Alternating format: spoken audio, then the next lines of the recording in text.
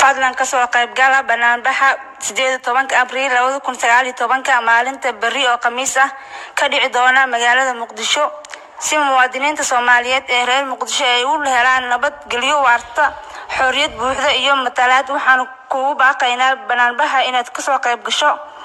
banaanbaxa wuxuu bilaabanayaa 2 saac subaxnimo. goobaha banaanbaxa waa kiiloomitir 4 iyo Dahjirka Dahsoon. digniin dawladda waxaan uga digaynaa inay ku xadgudubto shacabka banaanbaxa ka soo qayb galay reer Muqdisho.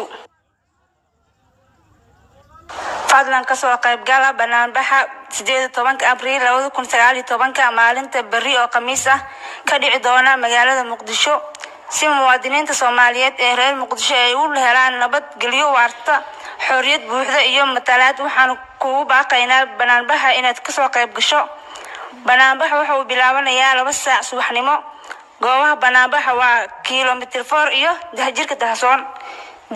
digniin dawladda waxaan uga digaynaa inay ku xadgudubto shacabka banaanbaxa ka soo qayb galay reer Muqdisho. fadlan ka soo qayb